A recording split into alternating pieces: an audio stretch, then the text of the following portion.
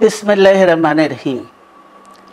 প্রিয় নেতৃবৃন্দ, সহকর্মীবৃন্দ, সকল শরণার্থীগণ, আসসালামু আলাইকুম।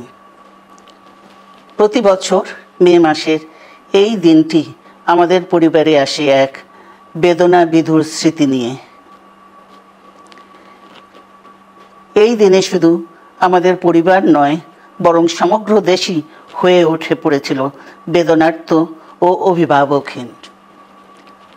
আমাদের প্রিয় মাতৃভূমি বাংলাদেশের জন্মের সাথে জড়িয়ে থাকা এক অবিচ্ছেদ্য নাম শহীদ প্রেসিডেন্ট জিয়াউর রহমান, যে চট্টগ্রাম থেকে স্বাধীনতার ঘোষণা করে তিনি এই দেশের সাথে তার নাম অবিচ্ছেদ্য করেছিলেন। সেই চট্টগ্রামেই এক সফল, সৎ, দূরদর্শী ও প্রকৃত দেশপ্রেমিক প্রেসিডেন্ট হিসেবে নিজের জীবন উৎসর্গ করেছেন।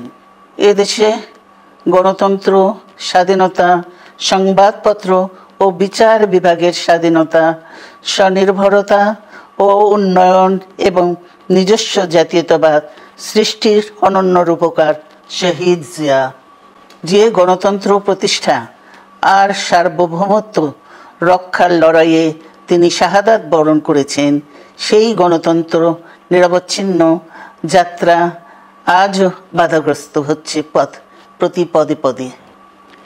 খুব শীঘ্রই আমরা বাংলাদেশকে গণতন্ত্রে পুনঃপ্রতিষ্ঠিত দেখতে পাব। এই হোক শহীদ জিয়ার শাহাদাত বার্ষিকীতে আমাদের অঙ্গীকার।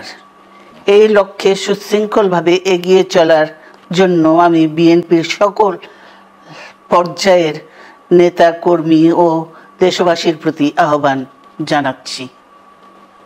মনে রাখবেন, সবার জন্য গণতন্ত্র ও উন্নয়নের মাধ্যমে সকল সমস্যার সমাধানের যে রাজনীতি শহীদ জিয়া রেখে গেছেন, তা বাস্তবায়নের মাধ্যমে তার প্রতি শ্রদ্ধা জানাতে হবে। আমরা তার বিদায়ী আত্মার মাগফিরাত কামনা করছি।